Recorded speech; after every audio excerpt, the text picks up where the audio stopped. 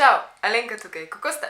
Mogoče smo se tokrat odločili složno za en video na Instagramu mojemu, ker ni glih definitivno ni vesel, tako da sem se odločila, da za naslednjič kakršnikoli bojo predlogi, bom zbrala tiste majčkeno bolj zabavne, /vesele, /zanimive in definitivno ne žalostne, tako da naslednji video bo majčkeno bolj uplifting. Hvala pa vsem za vse predloge, super ste, top, res. Ena novost, ki me v bistvu sram, tako da se nisem že prej tega odločila, ampak končno je odprt PO Box, se pravi moj pošten nabiralnik, tako da če hočete kaj karkoli poslati, jaz ne vem, kako to deluje, če imate kakršnokoli željo, je spodaj napisan. Dejansko, kaj je prišlo v ta pošten nabiralnik, pač sklepam, da bom naredila en video, kjer bom potem to odprla, če bo kdaj kaj. Res malo težko lotim tega videa, ker res, čudila sem se tisti začne na vsem od srce nabijati, ker si po eni strani toliko jezen, toliko razočaran od človeštvom, toliko jezen, da so eni življenje takole v momentu sekunde zgubili zaradi nekoga, ki se je počutil avtoritaren in boljši in meni je to toliko grozen in to, da pozabljamo na to in zato je tudi ta video. Ne samo zato, ker ste ga izglasovali, zato ker je treba še enkrat poudariti, kaj se je zgodilo. Torej, taborišča. Taborišča kot taka so se uveljavila že prej, naprimer prisilna delovna taborišča ali pa taborišča za begunce, vojne ujetnike.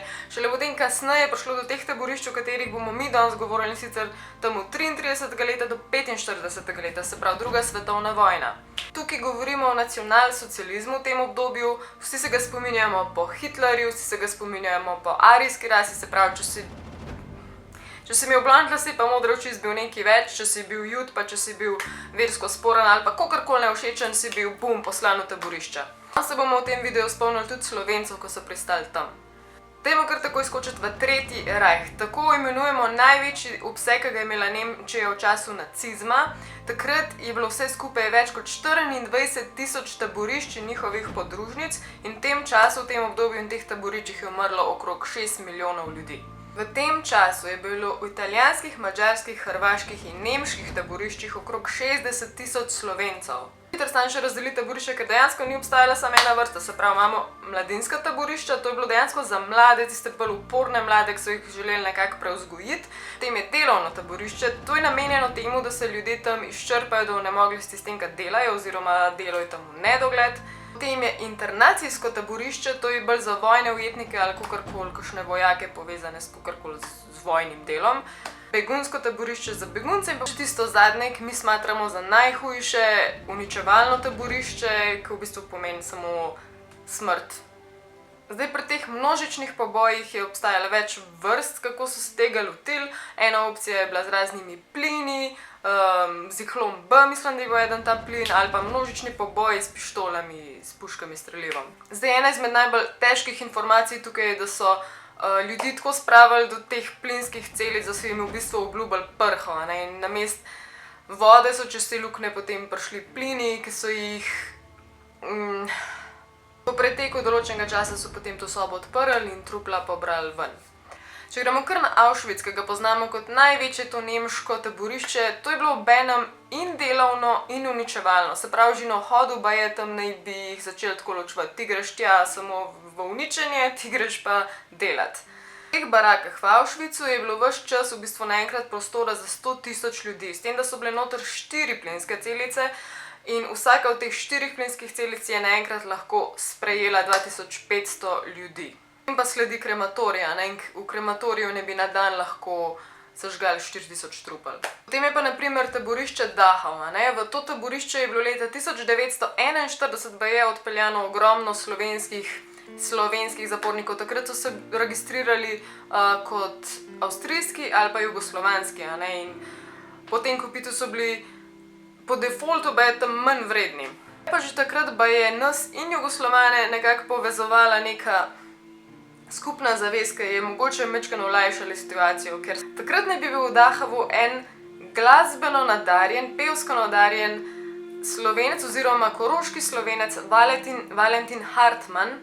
On je takrat združeval te jetnike tam iz Dachava, da so skupaj peli in prepevali in v bistvu jih je učil in izobraževal, sicer so to mogli početi na skrivaj, ampak prek neke nemške cenzure, nekih prevodov teh besedil so jim potem celo dovolili tudi javno tam nastopati. In ravno zaradi tega, ker je on tako dobro ustvarjal glasbeno, so ga tam mnogi spoštovali zaradi tega.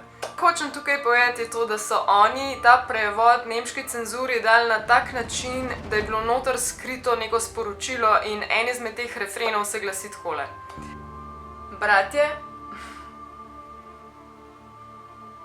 Bratje, obstaja še upanje, naša svoboda še živi. Slovenci se ne pustimo premagati. Še ena stvar, ki jo ne smemo zanemariti, ki se je dogajalo v taboriščih, so bili razni medicinski poskusi na ljudeh. Stane Šinkovec, na primer, je bil potem kasneje slovenski predstavnik komiteja, mednarodnega komiteja za Dachau, in on je lahko iz prve roke povedal, da so ga večkrat okužili z malarijo, ampak je to uspel preživeti. Na primer, Fani Karaček, ona je preživela Auschwitz in je povedala: želim si, da bi mladi rodovi ljubili svojo domovino, spoštovali in cenili priborjene pridobitve NOB, predvsem pa se borili proti vsakemu nasilju, še posebej takšnemu, kot ga izvaja nemški fašizem.